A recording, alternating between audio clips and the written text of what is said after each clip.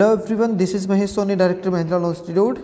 आज की सेगमेंट में हम लोग समझेंगे पनिशमेंट के चैप्टर को, जो कि कंटेंट है आपके chapter number 3 of the Indian penal code के अंदर। आपका थर्ड चैप्टर ये यहाँ पे आप देख पा रहे होंगे स्क्रीन पे कि ये आपका चैप्टर नंबर 3 है, जो कि डील करता है पनिशमेंट के चैप्टर से। अब पनिशमेंट क्या होती है, कितने टाइप्स की यहाँ पे दे रखी है, वो सारी की सारी चीज़ें आज के वीडियो में हम लोग डिस्कस करने वाले हैं। तो बी अटेंटिव, अपना ईयरफोन कान में लगा के और बेरेक्ट खोल के बैठ जाइए। सिर्फ आपको सुनना है, क्योंकि राजस्थान का जो पेपर है, हरियाणा का पेपर अपकमिंग आपके टाइम के अंदर ये जल्दी से आएंगे, तो ये सब्जेक्ट सारे के सारे आपके मैनेज नहीं हो पाएगा आपका टाइम। तो इसी वजह से मैं सोचता हूँ कि आप जल्दी से जल्दी अपने सिलेबस को एक बार रिविजनल तरीके से उसको आप एक बार डिटेल में भी, और कुछ आपके जो सेक्शन छोड़ने के हैं उनको एक बार ऊपर से आप नज़र जरूर लगा लें। तो आज की वीडियो के अंदर 53 से लेके सेक्शन नंबर 75 तक आपको मैं पढ़ाऊँगा। कुछ नहीं करना है, वही चीज़ आपको बेरक भी उठाने की जरूरत नहीं है, क्योंकि बेरक मैं यहाँ पे पहले से ही इसके अंदर आपकी कंटेन कर रहा हूँ। पहले आपके बोर्ड वाली क्लासेस होती थी, अब ये मैं ध्यान में रख रहा हूँ कि आपको जल्दी से जल्दी सिलेबस करवाना है। तो सेक्शन आप बेरक में से रीड आउट कर लीजिए, जो केस होगा वो साथ में आपको मैं इसी वीडियो के अंदर डिस्क्रिप्शन बॉक्स के अंदर आपको मैं प्रोवाइड करवाता रहूँगा। तो चलिए स्टार्ट करते हैं बिना किसी देरी के। अगर आप चैनल पे फर्स्ट टाइम विजिट कर रहे हैं तो चैनल को पहले सब्सक्राइब कर लीजिए और वीडियो को ज़्यादा से ज़्यादा शेयर करना ना भूलें। तो चलिए स्टार्ट करते हैं सेक्शन 53 के साथ। पीटी में डायरेक्ट फॉरवर्ड आपका सीधा सा सेक्शन आता है, स्ट्रेट फॉरवर्डली, कि कितने टाइप्स ऑफ पनिशमेंट यहाँ पे आईपीसी के अंदर है जो दे रखी है। तो मेन आपका यहाँ से स्टार्ट कर लेते हैं, चलिए बिना किसी टाइम वेस्ट करे। पनिशमेंट की बात कर रहा है। पनिशमेंट क्या होगी, किसी चीज़ की सजा देना। सजा क्या रहता है कि मतलब कोई भी पर्सन ऐसा जो कि इस आईपीसी में सेक्शन 40 में जो डिफाइन कर रखा है offence word, a thing that is punishable by this code. इस कोड के अंदर जो भी पनिशेबल है, कोई भी एक्ट आपका, कोई भी चीज़ ए थिंग की वहाँ पे लिखी हुई है, उसका अगर वो इस तरीके से करते हो जो कि वॉयलेशन करता है इस कोड के किसी भी प्रोविजन का, तो वो आपका पनिशमेंट के लिए लायबल होगा वो पर्सन जिसने वो एक्ट है जो कर दिया है। अब 53 के अंदर आपकी firstly, secondly, thirdly, fourthly, thirdly यहाँ पे देने रखे जिसको डिलीट कर दिया गया था। उसके बाद यहाँ पे आपकी फर्स्ट, सेकंड, फोर्थ, फिफ्थ और सिक्स तक दे रखी है। तो टोटल टाइप्स कितने हैं, 1 2 3 4 5, टोटल 5 टाइप की पनिशमेंट आईपीसी में दे रखी है। इसके ऊपर पीटी में क्वेश्चन है जो आता है। एक क्वेश्चन ये बनता है, दूसरा क्वेश्चन इसके अंदर से क्या बनता है देखेंगे अभी अभी इसी वीडियो के अंदर ही। तो फर्स्ट आपका स्टार्ट कर रहा है डेथ से, जिसको आप कैपिटल पनिशमेंट भी बोलते हैं। कैपिटल सेंटेंस वहाँ पे दी जाती है, जिसको डिटेल में क्या करूँगा मैं, हर एक पनिशमेंट को अलग से अलग अलग वीडियो के अंदर बाद में डिटेल में डाल दूंगा। अभी आप सिर्फ रिविजन की क्लास रखिए। तो कैपिटल पनिशमेंट जो दी जाएगी वो डेथ के लिए लायबल है। मतलब कोई भी ऐसा ऑफेंस, जैसे 302 के अंदर अगर कोई भी किसी का मर्डर कर देता है कोई भी पर्सन, तो उसके अंदर 302 के अंदर मर्डर के लिए पनिशमेंट दे रखी है, या तो उसको लाइफ इंप्रिजनमेंट मिलेगी या फिर उसको डेथ दी जाएगी। तो इस तरीके का कोई भी ग्रेव नेचर का ऑफेंस जिसके लिए डेथ की पनिशमेंट दी जाती है, जो कि सबसे hardest punishment in the IPC है। सबसे बड़ी की बात करोगे तो यहाँ पे दे रखी है डेथ की पनिशमेंट, और सबसे छोटी पनिशमेंट की बात करोगे तो सेक्शन नंबर 510 में दे रखी है आपकी 24 आवर्स ओनली, ये यहाँ पे सजा दी हुई है। चलिए दूसरे नंबर पे चल लेते हैं। यहाँ पे जो दूसरे नंबर पे आपकी पनिशमेंट दी गई है वो आपकी दे रखी है इम्प्रिजनमेंट फॉर लाइफ। तो एक चीज़ यहाँ पे ध्यान रखनी है, जैसे पूरे बेरक के अंदर जहाँ पे भी ये चीज़ देखोगे ना, तो आपको ये वाली चीज़ वहाँ पे लगी मिलेगी। ब्रैकेट के अंदर वहाँ पे दे रखा है लाइफ इम्प्रिजनमेंट को। क्यों दे रखा है उसका रीज़न भी यहाँ पे आप फुटनोट पे नीचे देख पा रहे होंगे, जो कि सेकंड नंबर के हिसाब से अगर देखें तो क्या बोलते हैं, थर्डली को जो ओमिट किया गया था उसको कर रखा है। उससे पहले जो सेकेंडली है ना, ट्रांसपोर्टेशन वर्ड हुआ करता पहले 1 जनवरी 1956 तक। तो 1956 को यहाँ पे हटा के उसको यहाँ पे क्या करा है, थर्डली को जब ओमिट करा था 1949 के अंदर, जहाँ ट्रांसपोर्टेशन वर्ड आएगा ना, आना चाहिए, मतलब पुराने टाइम पे जो हुआ करता उसकी जगह अब इम्प्रिजनमेंट फॉर लाइफ दे रखा है। हर जगह आपको यही चीज़ है जो मिलेगी। अब चलिए थर्डली आपका 1949 के अंदर ओमिट करा गया, 1949 के क्रिमिनल जस्टिस एक्ट के थ्रू। उसके बाद फोर्थली आपका सीधा सा बता रहा है कि 2 तरीके की पनिशमेंट हो सकती है, या तो रिग्रेस नेचर की होगी जो हमेशा हार्ड लेबर के साथ ही दी जाएगी। इस बात को हमेशा याद रखना है कि जो रिग्रेस नेचर की पनिशमेंट है वो हमेशा हार्ड लेबर के साथ ही होगी। और दूसरा आपको बोलते हैं कि सिंपल नेचर की भी हो सकती है। उसके बाद आपका फोर्थली के अंदर बता रखा है कि फोरफीचर ऑफ द प्रॉपर्टी है, प्रॉपर्टी को जब्त कर लेना। कोई भी आपकी मूवेबल या फिर इमूवेबल प्रॉपर्टी हो सकती है जिसको गवर्नमेंट या फिर जो कोर्ट है वो क्या करेगी, फोरफिट कर देगी। इसके सेक्शन कुछ स्पेसिफिकली दिए हुए हैं जिन सेक्शन के अंदर आपकी बात करी गई है four feature of the property के रिगार्डिंग। तो 263A के अंदर भी वो चीज़ दे रखी है आपकी, 127, 126, सेक्शन 169, इन सब सेक्शन के अंदर वहाँ पे दे रखी है। 126 है एक आपका, 27 है, उसके बाद आपके सेक्शन नंबर 169 है एक, और लास्ट आपका सेक्शन है 263A के अंदर भी। तो जहाँ पे प्रॉपर्टीज़ को आपने क्या कर रहे हैं कि फॉरफिट करा जाता है वो सेक्शन है। और लास्ट आपका बात करता है सिक्सली सिर्फ फाइन के रिगार्डिंग, फाइन कितना भी हो सकता है उसके रिगार्डिंग सेक्शन 63 के अंदर भी बता रखा है, तो वो भी हम इसी वीडियो के अंदर देखेंगे। ये आपका सेक्शन नंबर 53 था। उसके बाद 53A सॉरी 53A आपका बोलता है construction of reference to the transportation. अब इसको ज़्यादा डीपली जाके पढ़ने की जरूरत नहीं है, इसका एक तो सेक्शन नंबर आपका कब इंसर्ट हो रखा है उसके रिगार्डिंग देखना है, तो वो आपका 1955 के अंदर इसको इंक्लूड किया गया था आईपीसी के अंदर। इंसर्ट जो करी गई है 1955 के अंदर उसको ऐड करा गया था।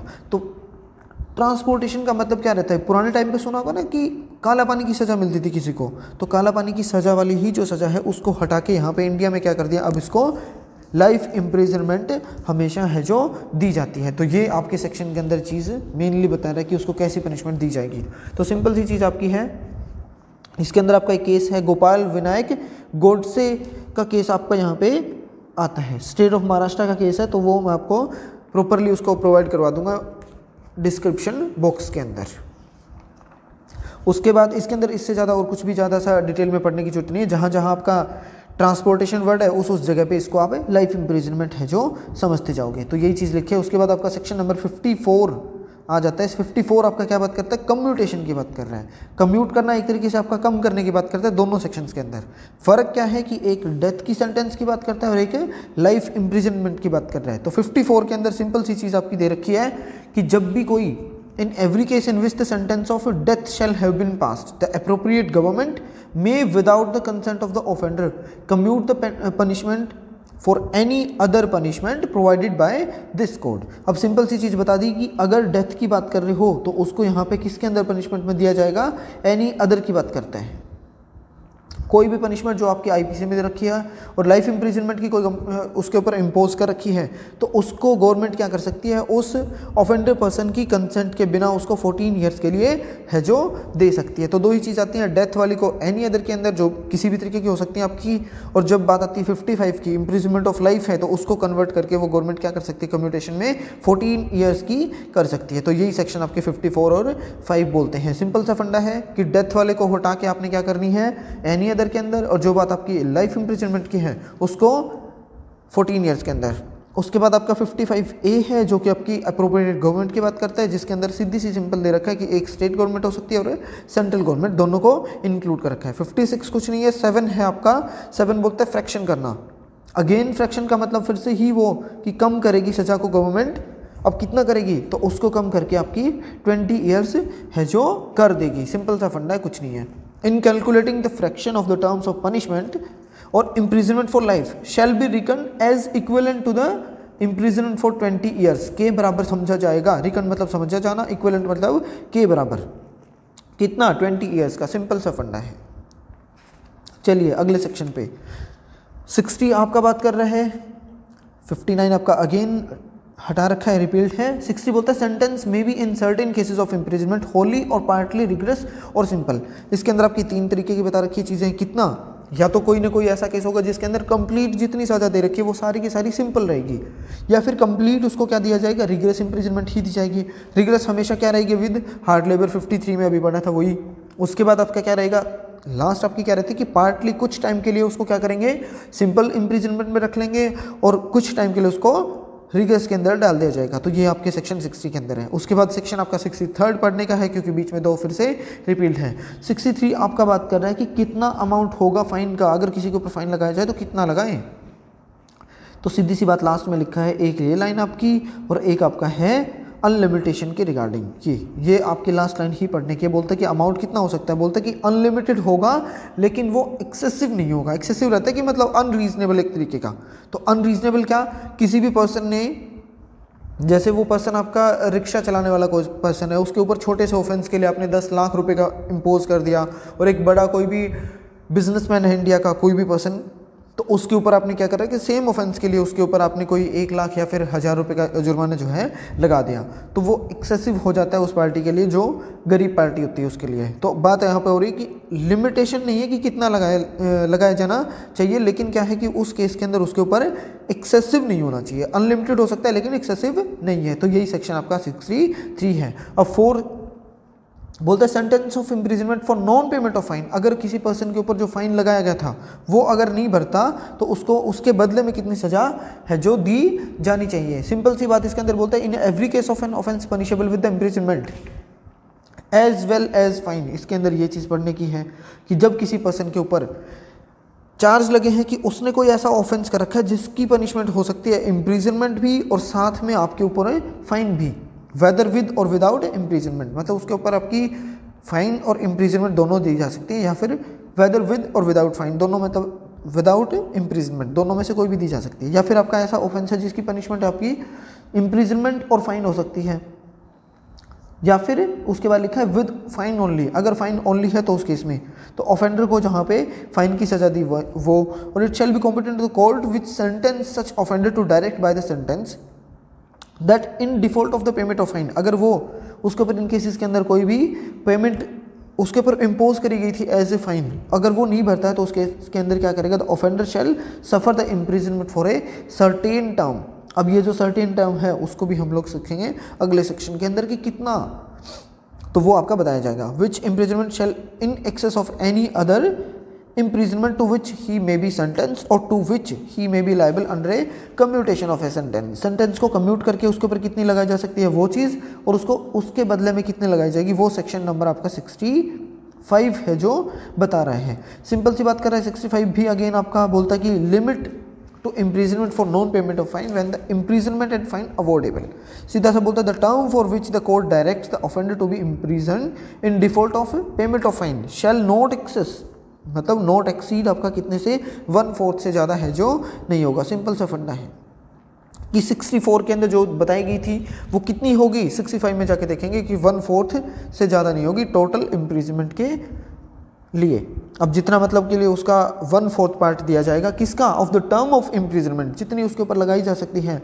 अब एक चीज़ इसके अंदर मैं आपको बता रहा हूँ, मान के चलिए कि किसी पर्सन के ऊपर क्या करा कोर्ट ने, चार्ज कोर्ट के अंदर लगे हैं कि उसने कोई ऐसा ऑफेंस कर रखा है जिसकी उसको सजा 10 साल की दी जानी चाहिए, 10 साल तक की दी जा सकती थी। उस केस में कोर्ट ने क्या करी है, उसको 2 साल की ही सजा दी है और प्लस उसके ऊपर फाइन लगा दिया। ठीक है, अब जो 2 साल और फाइन लगाया, 2 साल तो उसने काट लिए, ठीक है। उसके बाद बात करते हैं कि फाइन उसने इतना लगा दिया जो उसने भरा नहीं है, तो 65 के अंदर बोलता है कि टोटल इम्प्रिजनमेंट उस ऑफेंस के लिए जो है उसका 1/4। अब सवाल आता है कि इसका 1/4 या फिर इसका 1/4, तो इसके अंदर आपकी लिखी है which is maximum fix for the offence के लिए मैक्सिमम फिक्स आपकी 10 साल थी, तो 10 का 1/4 यहाँ पे प्लस कर दिया जाएगा इस फाइन के बदले में, तो 2 साल और प्लस आपका क्या रहेगा यहाँ पे 1/4 of the total maximum fix for that offence. उसके रिगार्डिंग बात कर रहे हैं तो 1/4 कितना रहेगा, 2.5 साल का, और 2 साल उसको दे रखिए, तो टोटल इम्प्रिजनमेंट उसके 4.5 ईयर हो जाएगी। अब आइए चलिए 66 के ऊपर, description of the imprisonment for non payment of fine. अगर फाइन नहीं दे रहा है तो उसके बदले में किस तरीके की पनिशमेंट दी जाएगी। डिस्क्रिप्शन का मतलब यहाँ पे बता रहा है, पीछे जैसे देखा था ना कि एक पार्शियल रहेगी सिंपल के अंदर और पार्शियल रहेगी आपकी रिगरस के अंदर, तो ये इनके अंदर बता रहे हैं। तो इन डिफॉल्ट ऑफ फाइन में भी एनी डिस्क्रिप्शन की बात करते हैं तो किसी भी तरीके का हो सकता है जो कि इस कोड के अंदर उस ऑफेंडर पर्सन को दी जा सकती थी। मतलब सिंपल अगर उसको दी जाती तो सिंपल वाले लगा देंगे, हार्ड उसको अगर हार्ड लेबर वाली दी जानी चाहिए थी ग्रीवियस नेचर की तो वो लगा सकते हैं। तो कोई भी जो आपकी ठीक लगेगा कोर्ट को वैसे ही इम्प्रिजनमेंट उसको उस नॉन पेमेंट ऑफ फाइन के लिए दे दिया जाएगा। उसके बाद 67 आपका एक इंपॉर्टेंट सेक्शन है जिसके अंदर एक स्केल बता रखा है कि कितनी कितनी सज़ा मिलेगी। मतलब अगर कोई ऐसा ऑफेंस के चार्ज लगे उसके ऊपर जो ऑफेंस उसने कमिट कर दिया और उसको पेमेंट ऑफ फाइन ओनली के रिगार्डिंग बात करता है कि उसको सिर्फ और सिर्फ फाइन ही उसके ऊपर इम्पोज करा जाता है उस ऑफेंस के अंदर। तो उस केस के अंदर क्या है कि अगर उसके ऊपर 50 रुपये फाइन लगता है या फिर 100 रुपये का लगता है या फिर 100 से ऊपर कितना भी लगे, तो जहाँ पे बात आती है 50 रुपीज़ की, जब भी यहाँ पे उसकी 50 रुपीज़ की बात करते हो कि 50 रुपये उसके ऊपर फाइन थे तो उसको एक्स्ट्रा सज़ा काटनी पड़ेगी। इन केस अगर वो 50 रुपये पे नहीं करता तो उसको 2 मंथ की सज़ा एक्स्ट्रा दी जाएगी। मतलब उसके ऊपर सिर्फ 50 रुपये फाइन इम्पोज करे गए थे, उसने नहीं भरे तो 2 महीने अंदर रखेंगे।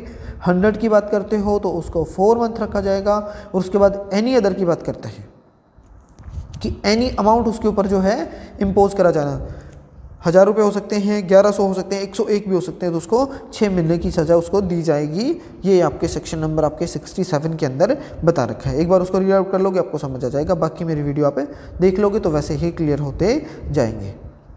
68 और 9 आपकी एक तरीके की बात कर रहे हैं। 68 में बोलता है कि imprisonment to terminate the payment of fine. अब आपका बात कर रहा है कि इम्प्रीजनमेंट जहाँ पे है वो टर्मिनेट कर देती है जब आपकी ऑन पेमेंट ऑफ फाइन, जब भी पेमेंट ऑफ फाइन आप कर दोगे तो उस टाइम पे आपको सजा है जो टर्मिनेट कर देंगे। The imprisonment which is impose in default of payment of a fine, fine के पेमेंट को जब आपने नहीं दिया उस केस में आपके ऊपर जो भी इम्प्रीजनमेंट जो पिछले सेक्शन में दे रखी थी वो आपके ऊपर इम्पोज करी गई थी, तो उस केस के अंदर क्या होगा, shall terminate whenever that fine is either paid or levied by the process of the law।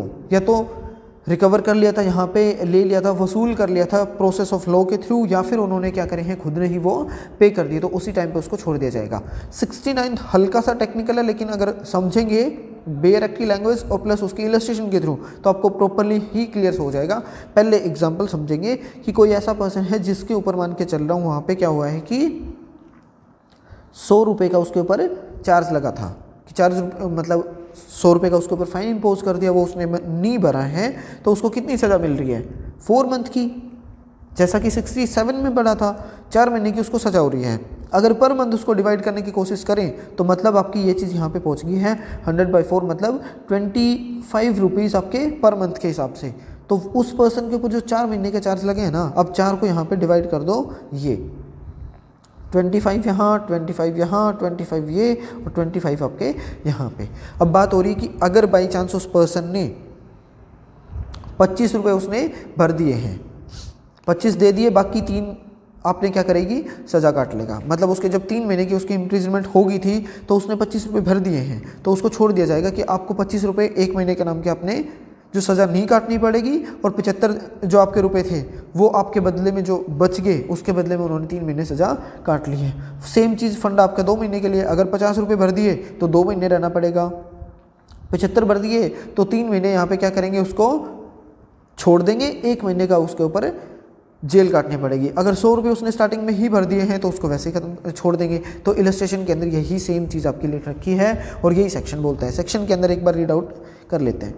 वो the termination of imprisonment on payment of proportional part. Proportional part यहाँ पे बताया था कि 25 रुपीज़ उसने भर दिए, 50 भर दिए, 75 भर दिए, 100 भर दिए, तो जैसे जैसे वो पोर्शन देता जाएगा प्रोपोर्शनली उस हिसाब से उसको छोड़ देंगे। बोलता है if before the expiration of the term of imprisonment fixed in default of payment, payment के ना भरे जाने पे उसके ऊपर जितना टोटल टाइम पीरियड यहाँ पे उसके ऊपर इम्पोज करा गया था वो उसको एक्सपायर होने के पहले such a proportion of the fine be paid or levied that the term of imprisonment suffered in default of payment is not less than the proportional to the part of the fine still unpaid। ये line आपकी main जो है वो समझने की सी है थोड़ी सी। इसके अंदर आपका बोलता है कि एक वो प्रोपोर्शनल पार्ट आपने फाइन पे कर दिया या फिर उससे वसूल कर लिया गया जो कि जो बचा हुआ टाइम पीरियड है ना उससे मतलब कि ज़्यादा है। मतलब उसने 75 रुपये भर दिए हैं, 25 रुपये उसके रहते हैं अभी, तो 25 के बदले में उसने 1 महीने है जो जेल काट ली है। तो ये इसके इलस्ट्रेशन के अंदर आपके बता रहे हैं, वो आपको एक बार क्लियर कर लेना है। इलस्ट्रेशन समझोगे बेयर की लैंग्वेज आपकी सफिशिएंट रहेगी। 70 आपका सिंपल सा बोलता है कि जब भी फाइन लेवाइबल मतलब उससे वसूल करने के रिगार्डिंग बोलता है विदिन 6 ईयर्स, 6 साल के अंदर अगर उसको सज़ा कितने दिन की हो रखी है उसके हिसाब से हम लोग उसको सीखेंगे। ये आपके 6 साल की बात करता है। और ड्यूरिंग इम्प्रिजनमेंट, कब उसको ड्यूरिंग पूरी मतलब 6 साल से ज़्यादा अगर उसको 10 साल की इम्प्रिजनमेंट हुई है तो पूरी 10 साल के दौरान कभी भी उससे रिकवर है जो करे जाएंगे। या फिर 6 साल का है तो 6 साल से पहले कभी भी कर सकते हो, सिंपल सा फंडा ही है। उसके बाद आपका लास्ट में इसके अंदर आपकी एक चीज़ दे रखी कि अगर उस पर्सन की डेथ हो जाती है तो उसकी प्रॉपर्टी में से वहाँ पे रिकवर है जो करा जाएगा। पढ़ते हैं द फाइन और any part thereof which remains unpaid, जितना टाइम पीरियड मतलब जितना भी पार्ट ऑफ द पेमेंट था वो अनपेड अभी भी, may be levied at any time within इन 6 year after the passing of the sentence. Sentence pass होने के बाद 6 साल के अंदर अंदर वो टाइम जितना भी बचा हुआ प्रोपोर्शन है उसको रिकवर है जो कर लिया जाएगा। Sorry. And if the under the sentence the offender be liable to the imprisonment for a longer period than 6 years, अगर वो पर्सन आपका सेंटेंस के अंडर में उसको इम्प्रिजनमेंट दी जाती है 6 साल से ज़्यादा की, then at any time previous to the expiration of that period, मतलब वो पीरियड आपका 6 साल से ज़्यादा का जितना भी है तो उस टाइम पीरियड के खत्म होने के पहले कभी भी यहाँ पे रिकवर है जो कर सकता है। और लास्ट में अंदर आपका बोलते हैं the death of the offender does not discharge from the liability any property, यहाँ पे लिखा हुआ है मूवेबल है या इमूवेबल है, उसकी प्रॉपर्टी को बेच के उसके मरने के बाद वहाँ पे रिकवर है जो करा जाएगा। After his death be legally liable for his debt, जो भी उसके डेट्स थे उसके लिए लाइबल रहेगी उसकी प्रॉपर्टी। ये सेक्शन आपका 70 था।